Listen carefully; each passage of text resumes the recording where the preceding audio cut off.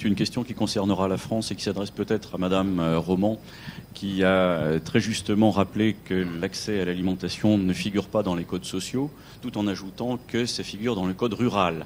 C'est dans le code rural que le PNA se fixe comme priorité principale la sécurité alimentaire, l'accès pour tous, en particulier pour les populations les plus démunies, à une alimentation en quantité et qualité adaptée. Alors, je me suis demandé si, dans votre présentation, je percevais l'ombre d'un regret quant à la localisation juridique de cette obligation faite à l'État, ou si c'est simplement un défaut de notoriété du PNA. Merci. Et puis, monsieur qui est là...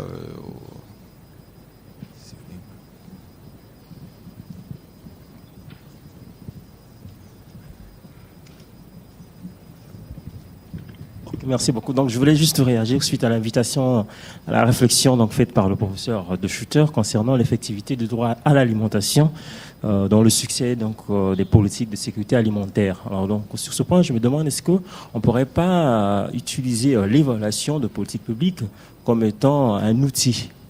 Alors, est-ce que développer donc la culture de l'évaluation dans les politiques publiques beaucoup plus axées donc dans le domaine agricole serait pas pour reprendre l'expression donc du professeur Rosenberg, une voie de sortie par rapport donc à ce blocage, ce qui aurait aussi l'avantage de non seulement la mobilisation, en fait, de mobiliser les parties prenantes, donc la société civile, mais aussi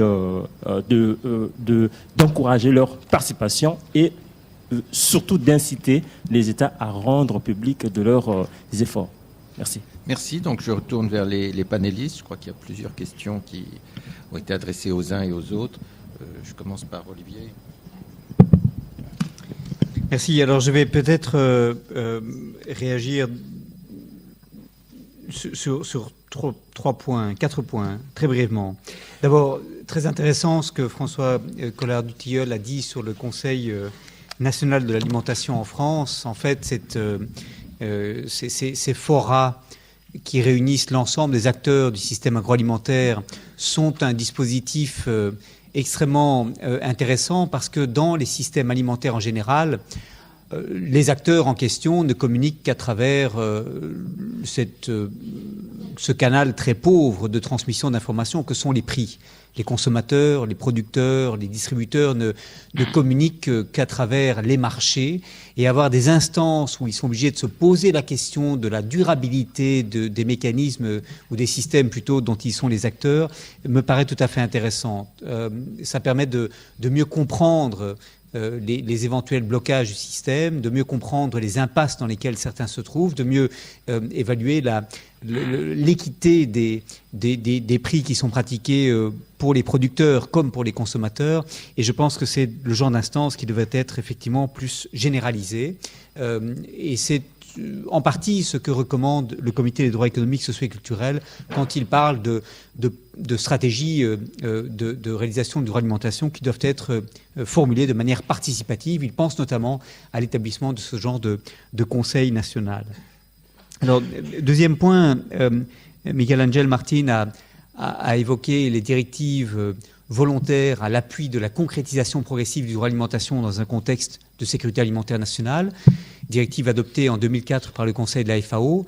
Ce sont des directives qui, peu à peu, sont, à mon avis, constitutives de droit coutumier. C'est-à-dire que les références qui y sont faites sont devenues tellement nombreuses et systématiques, notamment au sein du Conseil de la sécurité alimentaire mondiale, que l'on peut dire qu'une certaine opinio iuris existe aujourd'hui qui permet d'aller au-delà du caractère purement volontaire de ces directives. Et je ne serais pas surpris que dans les années qui viennent, les juridictions qui appliquent le droit à l'alimentation, qui lui est un droit évidemment tout à fait concret, comme l'a dit Emmanuel Decaux, c'est quelque chose qui appartient du droit des traités, qui est évidemment obligatoire, mais je ne serais pas surpris que ces directives volontaires soient invoquées devant les juridictions à l'avenir comme interprétation autorisée de l'article 11 du Pacte international relatif aux droits économiques, sociaux et culturels. C'est vraiment la direction vers laquelle, dans laquelle on va, et ça me paraît de plus en plus évident comme destin pour ces directives. Miguel Ángel Martín a également évoqué la question des conflits entre le droit à l'alimentation et d'autres règles de droit international, il y a différentes thèses ou différents arguments qui peuvent être invoqués à l'appui de la reconnaissance de la primauté du droit à l'alimentation. Et la plus intéressante, me semble-t-il, c'est celle qu'a utilisée la Cour interaméricaine des droits de l'homme dans l'affaire Sawoya-Maxa, des communautés Sawoya-Maxa contre le Paraguay, où le Paraguay invoquait un traité bilatéral entre le Paraguay et l'Allemagne pour protéger les droits de l'investisseur étranger et qui s'opposait à ce que le Paraguay reconnaisse les droits à leur territoire de la communauté Sawoya-Maxa, une communauté autochtone qui se plaignait d'avoir été expropriée de sa terre. Et la Cour interaméricaine des droits de l'homme dit les traités relatifs aux droits de l'homme appartiennent à une catégorie spécifique, ce sont des droits qui ne sont pas des échanges de droits et obligations entre les États. Ce sont des traités qui reconnaissent des droits au bénéfice des populations et dont les États ne peuvent pas disposer à leur guise, ce qui justifierait que les traités relatifs aux droits de l'homme se voient reconnaître une primauté par rapport aux traités en matière de commerce et d'investissement. Et je pense que c'est, au fond, reconnaître cette spécificité des traités relatifs aux droits de l'homme qui permettrait peut-être de reconnaître un statut supérieur, hiérarchiquement supérieur aux autres règles de droit international. Et c'est, à mon avis, la direction la plus prometteuse dans laquelle aller.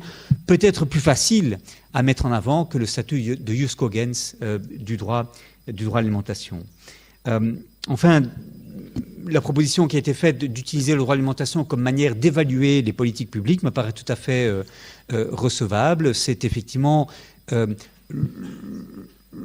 là qu'on peut trouver des critères peut-être plus intéressants que ceux d'augmentation de la production, par exemple. Utiliser le droit à l'alimentation pour vérifier si les politiques agricoles et alimentaires qui sont mises en œuvre sont efficaces ou ne doivent pas être révisées me paraît s'inscrire dans la ligne des obligations des États qui ont accepté les traités relatifs aux droits de l'homme qui reconnaissent le droit à l'alimentation. Merci. Il y avait une question directement pour Diane Roman. Merci. Non, ce n'était pas un regret que la mise à l'écart de la question de l'alimentation et son exclusion du Code de l'action sociale, c'était un constat, mais de ce constat découle un certain nombre de conséquences. On a eu en 1998 une grande loi dite de lutte contre l'exclusion sociale qui a formulé un certain nombre de droits fondamentaux et droits fondamentaux devant être garantis nonobstant la situation d'exclusion sociale des personnes. On trouve dedans, par exemple, l'accès à l'eau, l'accès à l'énergie, l'accès, la protection de la santé. Du coup, il y a un certain nombre de lois qui ont été adoptées pour mettre en œuvre, par exemple, la CMU et la CMU complémentaire. Donc, je constate que l'alimentation n'a pas été intégrée, peut-être parce que la question de l'accès à une alimentation est considérée comme évidente, était considérée comme évidente à cette époque. Elle a été ajoutée ensuite dans le Code rural avec la loi de 2010 qui a intégré donc dans le Code rural l'article que vous avez lu, qui ne le formule pas en termes de droit, mais en termes de politique nationale, en termes de programme national pour l'alimentation. Et cette formulation en termes de programme national peut avoir un certain nombre de conséquences. Pensez à la question de l'accès à la cantine. La cantine en France, la cantine scolaire, est un service qui est payant, qui est à la charge des familles. On aurait pu concevoir un mécanisme de gratuité, puisque l'école est gratuite. La cantine, qui est un élément indispensable du temps de la vie scolaire, elle est payante. Or, il y a régulièrement des exclusions d'enfants dont les parents, par exemple, n'ont pas payé la cantine ou dont les parents ne travaillent pas ou l'un des deux parents ne travaille pas. Alors, on considère que l'enfant peut rentrer chez lui. Le fait que l'alimentation ne soit pas formulée en termes de droit limite notamment la possibilité d'action, de revendications sociales et de revendications juridiques pour changer cette situation qui, à bien des égards, est préoccupante. Donc voilà, un constat et de ce constat, peut-être des possibilités d'évolution. Je voudrais rapidement ajouter un petit élément par rapport aux directives volontaires. Je ne vais pas, moi, me prononcer sur les aspects vraiment de hiérarchie des normes, mais du point de vue de la société civile, et ça c'est quelque chose, en tout cas sur les nouvelles directives établies dans le cadre du Comité de la sécurité alimentaire mondiale, la société civile insiste systématiquement pour que soit fait référence à l'ancrage des directives dans les droits de l'homme. Et donc, pour nous, malheureusement, c'est cette appellation de volontaire qui reste encore mais ne reflète pas cette réalité d'interprétation des obligations des États par rapport à leurs obligations de droits de l'homme. Et là, du point de vue de la société civile, j'ai dit on participe activement parce que la place nous est donnée à l'élaboration de ces normes. Si cela ne signifie pas une direction claire qui est donnée aux États, mais que c'est juste une boîte à outils à utiliser selon la volonté, à un moment, on va devoir se retirer de ce genre de processus si ça n'amène pas une plus-value et retomber dans une opposition qui nous semble pas aller de l'avant. Voilà. Merci. Donc, on va reprendre quelques questions. Il y a un monsieur au 4e rang et puis après.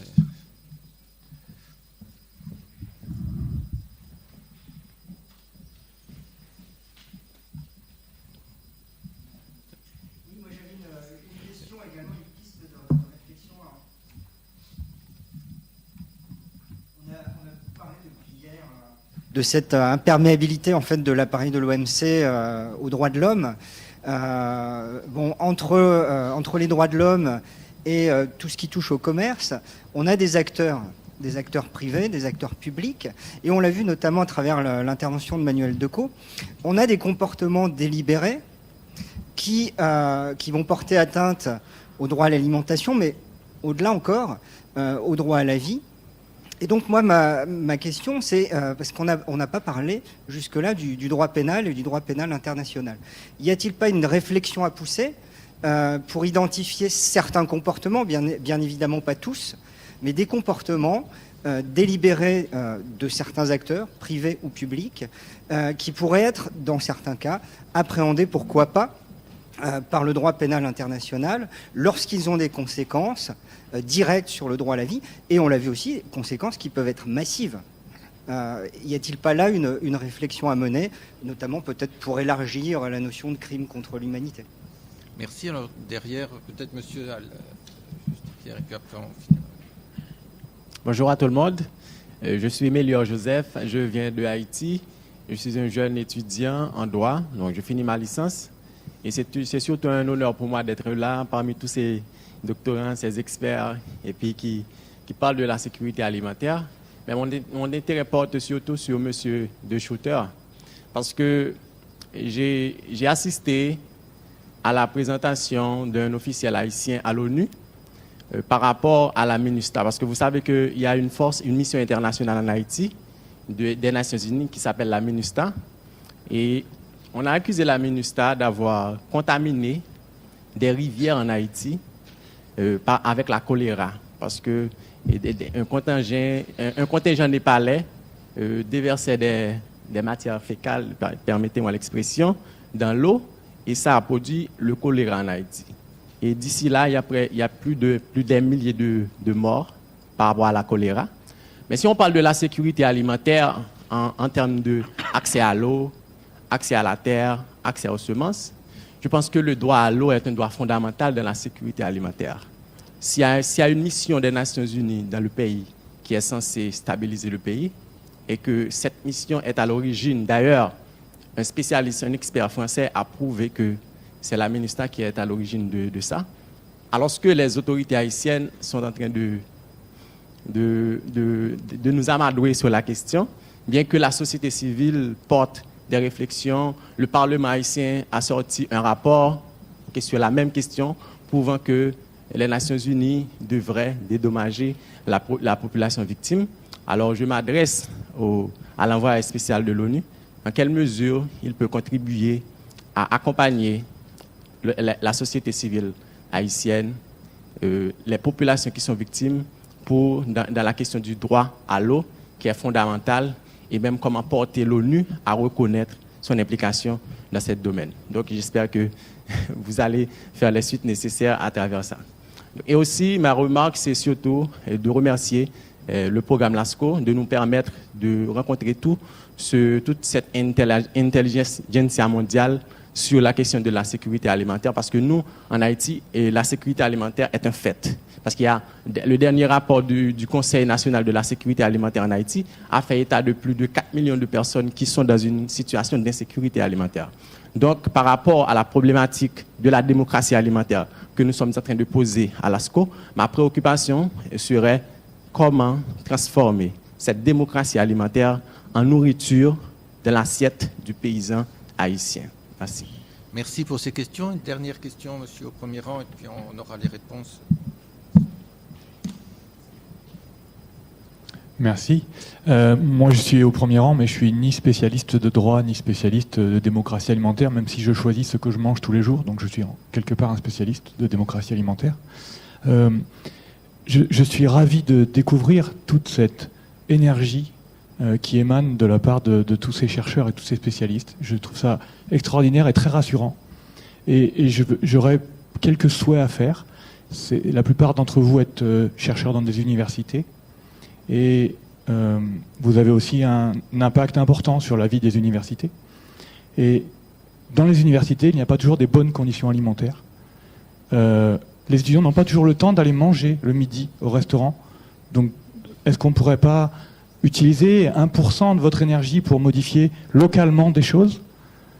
Par exemple, on a eu tout à l'heure un exemple de M. Héguin qui disait qu'il était en lutte contre des producteurs de café peu scrupuleux, une société.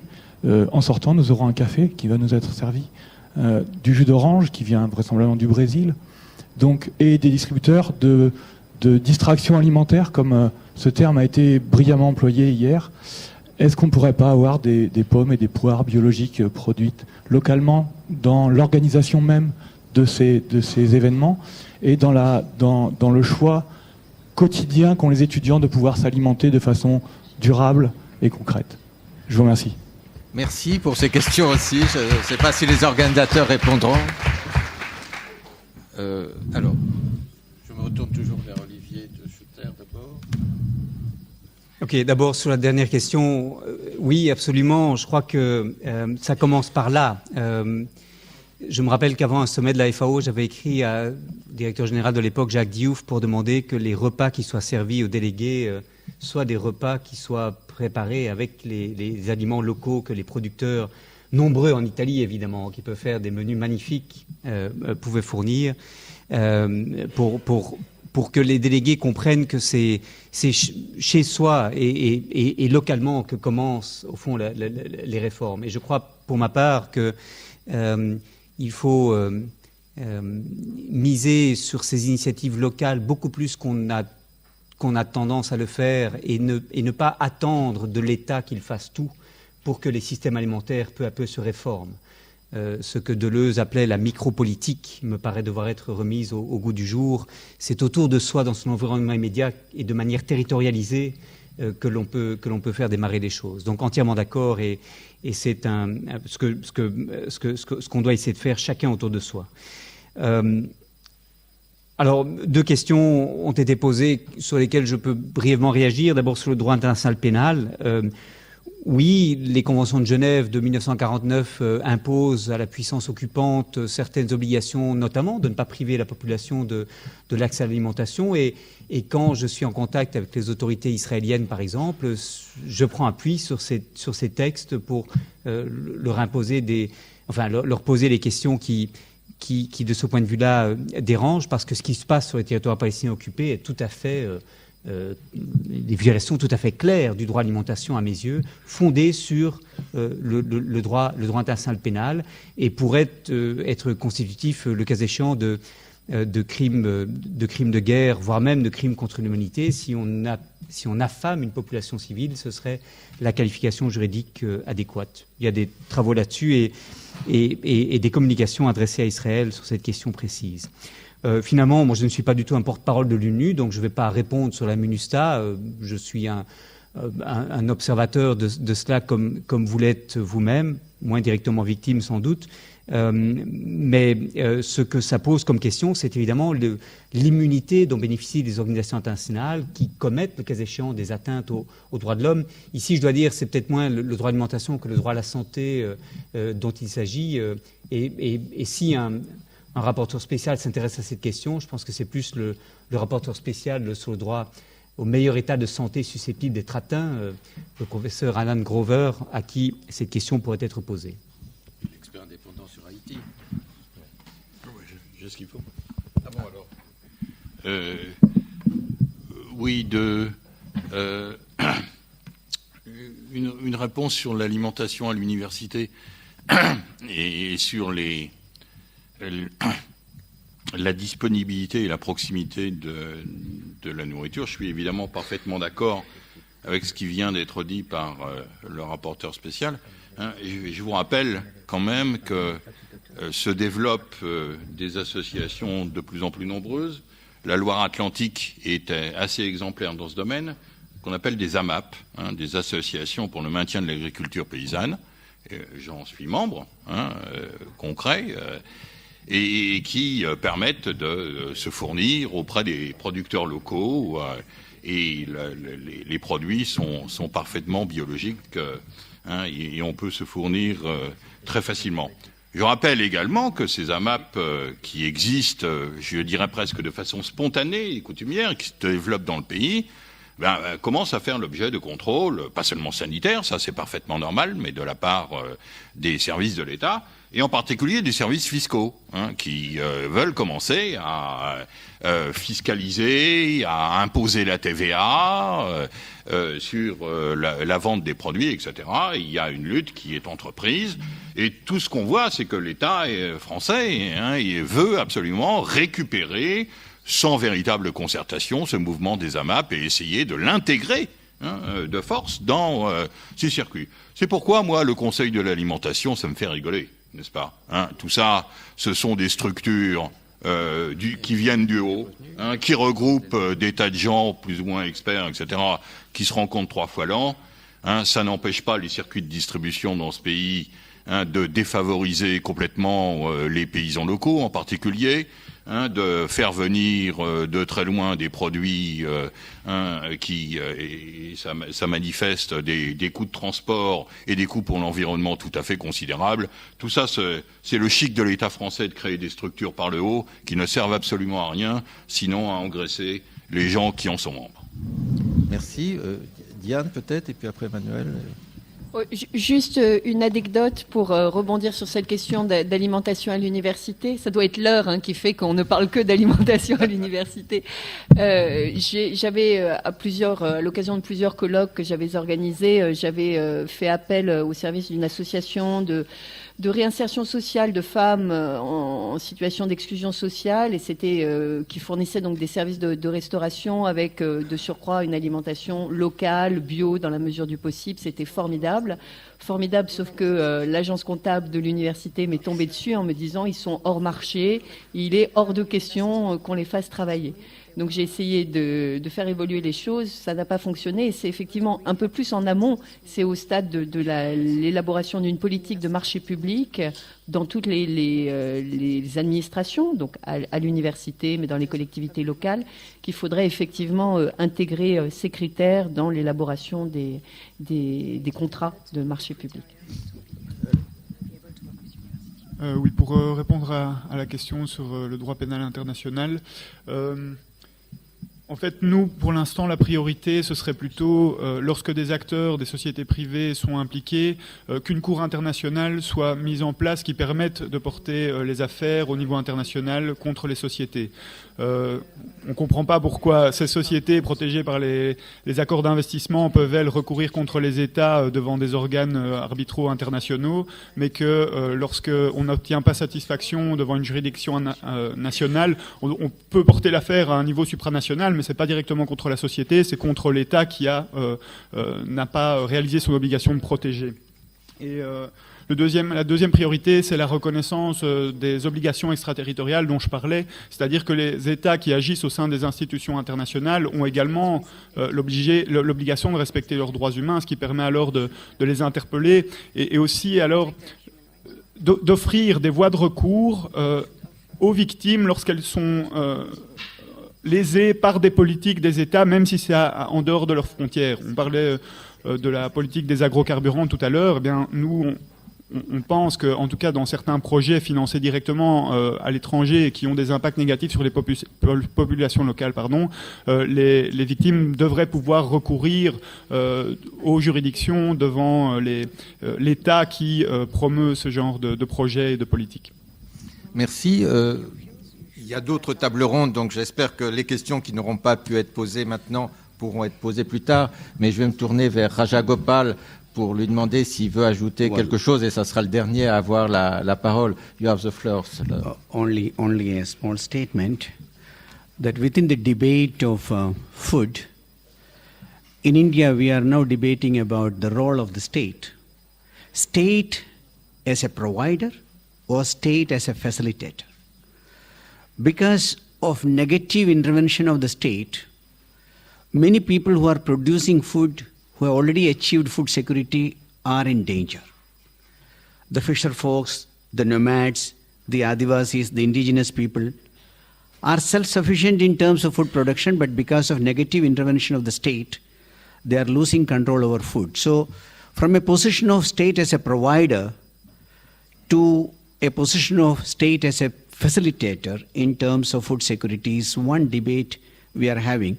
And I think it is equally important in countries like Colombia or Brazil, because why should in a country like Brazil 70% people live in cities and slums, whereas huge land mass is controlled by very small percentage of people? The second thing, I agree with Olivier, that the decision making, whether the decision should be centralized, the government state should decide in terms of how to provide food, or will we give that decision to the communities? Can communities have the decision making power to have control over production and distribution of food and food resources?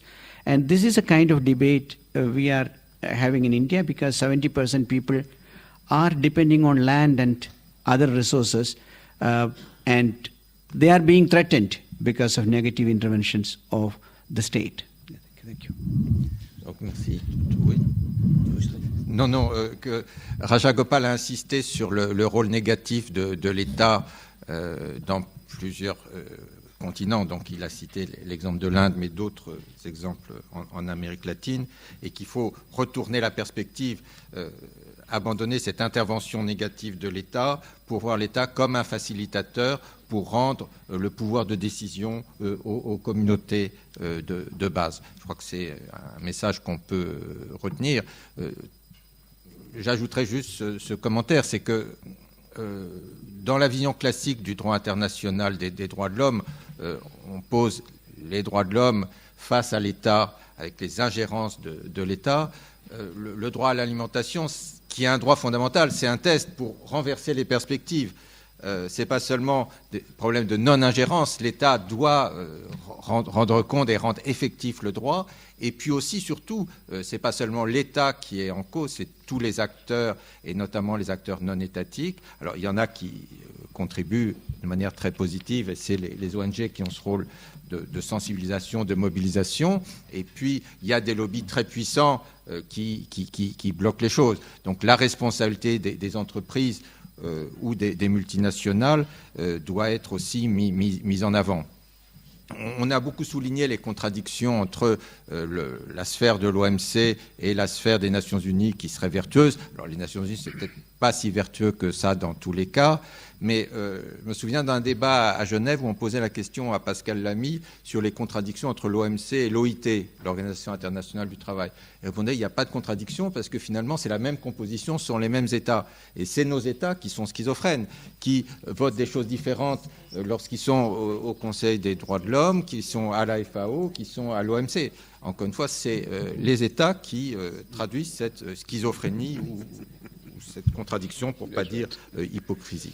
Alors je crois que le droit fondamental à l'alimentation, c'est un levier justement pour dépasser ces contradictions, et on retrouve la dimension pas seulement économique, mais aussi culturelle et politique de l'alimentation. Et finalement, c'est le vieux slogan révolutionnaire, le pain et la liberté, qui sont inséparables. Alors, on m'a fait passer un petit papier pour dire qu'il y avait une exposition dans le hall avec des stands et des posters. Je suis désolé d'avoir débordé, mais je pense que vous aurez le temps de voir cette exposition. Et merci à tous de votre patience. Merci aux panélistes de leur contribution.